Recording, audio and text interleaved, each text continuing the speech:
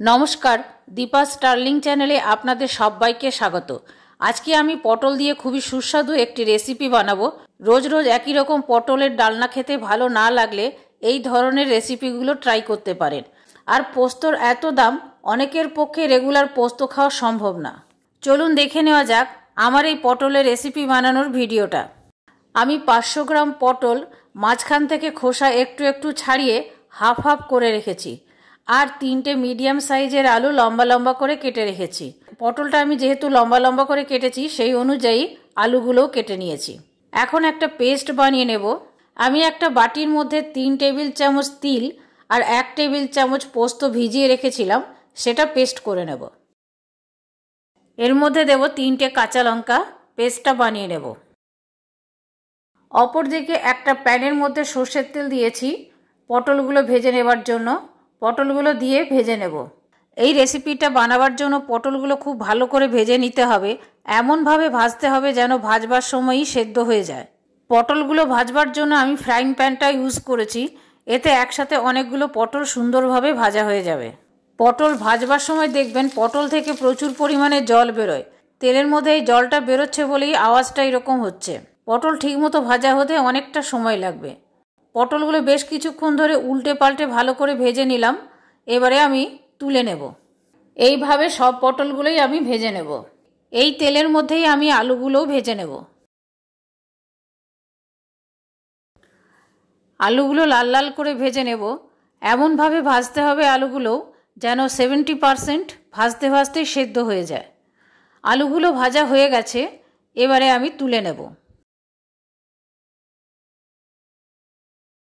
রান্নাটা আমি কড়াইয়ে করব, সেই জন্য বসিয়ে দিলাম একটা কড়াই। কড়াইটা গরম হয়ে গেলে দেব সর্ষের তেল। এখন আমি সর্ষের তেলের পরিমাণটা খুব বেশি দিলাম না। তেলটা গরম হয়ে গেছে, দিয়ে দিলাম 1 চা চামচ পাঁচফোড়ন। পাঁচফোড়নটা লাল লাল হয়ে গেছে আর ফুটতে শুরু করেছে। এর মধ্যে আমি দিয়ে দিলাম তিল আর পোস্তর পেস্টটা। তেলের পরিমাণটা একটু বেশি দিলে পটল ভালো ভাজা যায়, সেই জন্য পটল ভাজতে আমার অনেকটা তেল লেগেছে। গ্রেভিটা বানানোর সময় তেলের পরিমাণটা আমি কম করে দিয়েছি। আপনারা যদি বেশি তেল খেতে পছন্দ করেন তাহলে বেশি তেল দেবেন।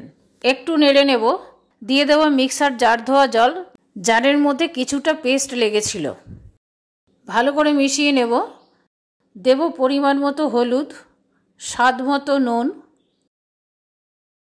আর একটু জল দিলাম। সব কিছু আরেকবার ভালো করে মিশিয়ে নেব। এবারে এর মধ্যে দেব 1/4 চামচ চিনি। চিনিটা যদি আপনারা না দিতে চান দেবেন না, খেতে কিন্তু তাও ভালো হবে। চিনিটা গ্রেভির সাথে ভালো করে মিশিয়ে নিলাম।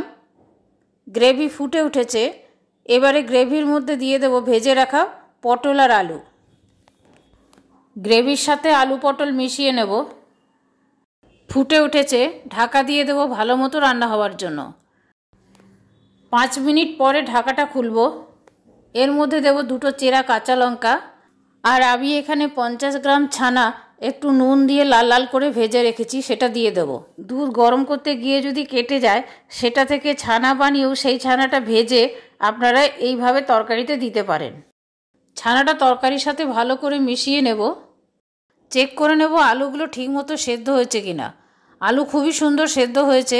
পটল তো ভাজতে ভাজতেই আমরা সেদ্ধ করে নিয়েছিলাম। এখন আমি 2-3 মিনিটের জন্য রান্না হতে দেব।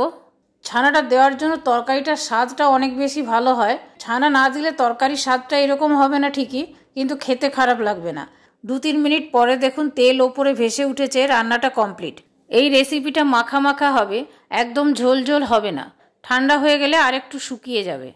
এখন আমি গ্যাস অফ করে দিয়ে সার্ভিং প্লেটে তুলে নেব। ভাত বা রুটি দুটোর সাথে কিন্তু খেতে খুবই ভালো লাগে। আমার এই ছানা দিয়ে নতুন ধরনের আলু পটলের রেসিপিটা আপনাদের কেমন লাগলো কমেন্ট করে কমেন্ট বক্সে জানাবেন।